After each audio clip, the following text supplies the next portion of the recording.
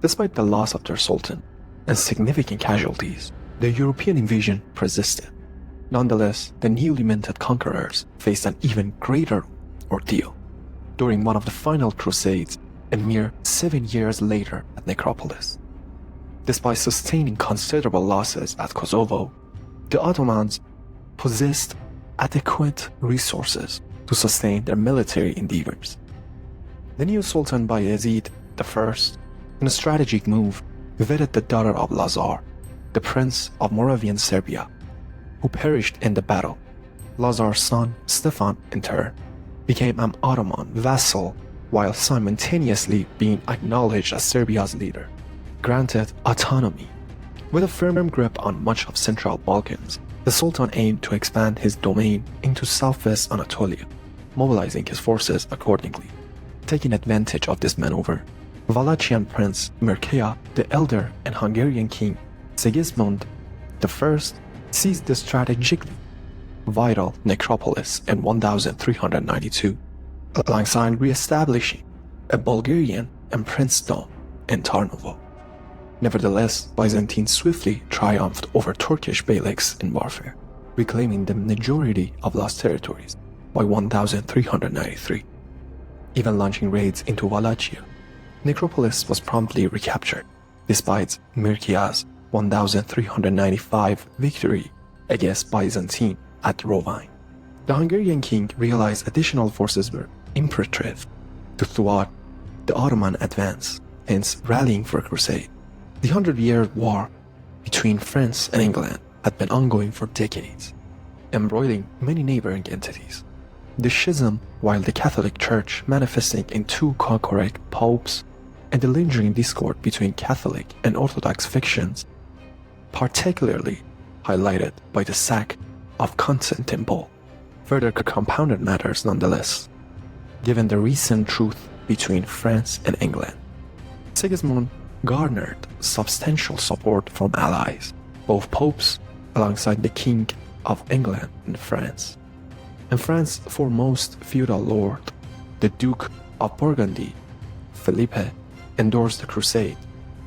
The core of the crusading army comprised Bulgarians, nominally commanded by Philip's inexperienced son, the Count of Nevers, Jean, supplemented by seasoned commanders. Additional support hailed from Knights Hospitaller, Venetian, and Ghanaian fleets, alongside smaller contingents from England, Aragon, Poland, Bohemia, the Holy Roman Empire, and the Teutonian Order. The bulk of the Crusader force congenerated in Regensburg in April 1396 to utilize the Danube for transit to Budapest.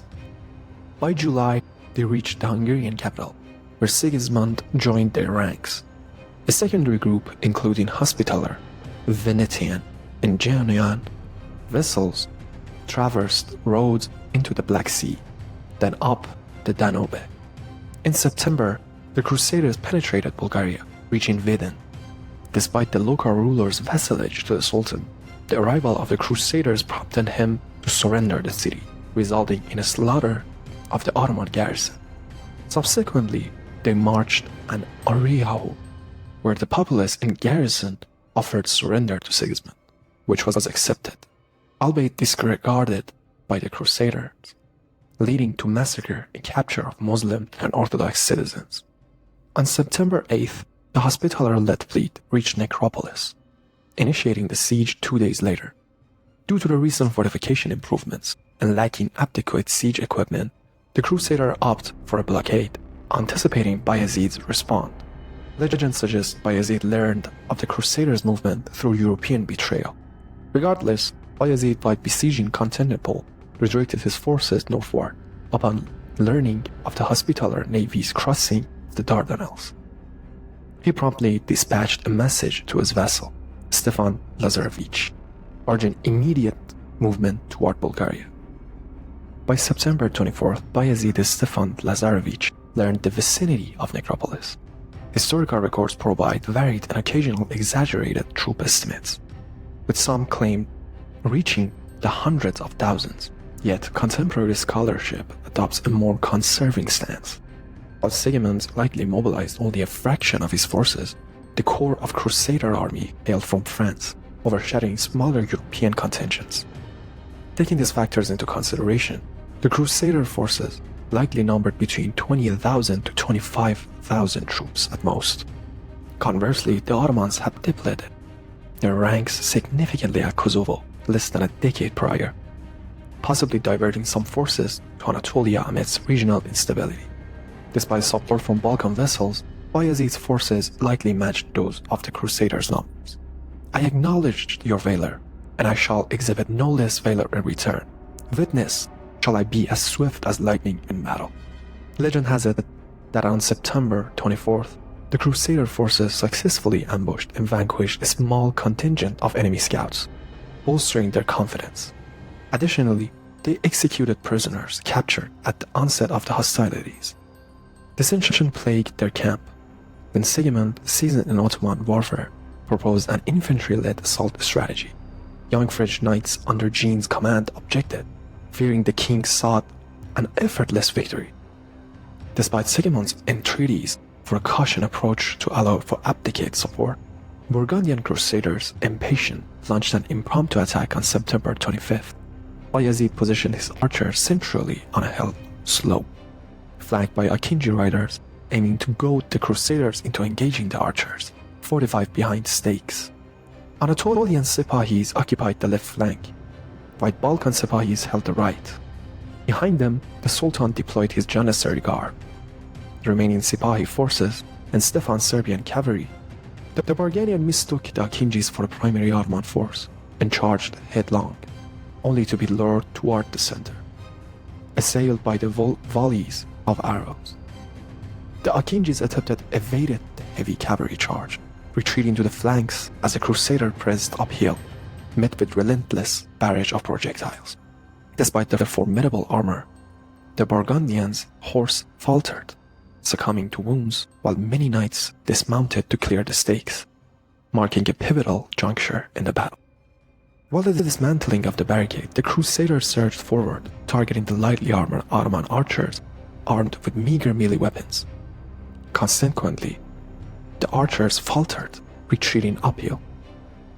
A faction of Sipahis advanced to confront the Crusaders head-on, but swiftly withdrew upon engagement. Despite counsel from seasoned comrades advising rest and patience, exuberant younger Crusaders insisted on pressing the perceived victory. Convinced of the imminent triumph in pursuit of Sultan's retreat, as they ascended, they fell prey to flank attacks by the Sipahis and a frontal assault by Bayezid and his guard, forcing the knights into a defensive circle. This pivotal moment in the battle has varied accounts, with the prevailing narrative indicating the gradual disintegration of the Burgundians' forces. Sigismund, in devouring to break their encirclement, faced resistance from Akinjis and archers, who had withdrawn earlier in the conflict. The entire Crusade army found itself besieged, while Wallachian and Transylvanian units momentarily breached the encirclement. They ultimately withdrew to conserve their forces. Despite this temporary reprieve, Bayezid dispatched fresh Serbian knights under Stefan's command to flank the Crusaders, triggering a mass rout. With the Bulgarian forces decimated or captured, nothing hindered the Sultan from deploying his agile cavalry in pursuit.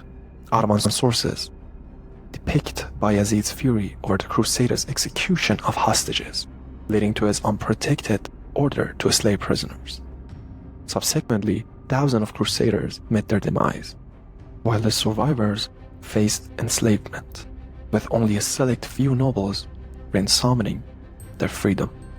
Thus concluded one of the final crusades, with seemingly no opposition to thwart Bayezid's incursion into Central Europe. A new threat loomed from the east. Thank you for watching.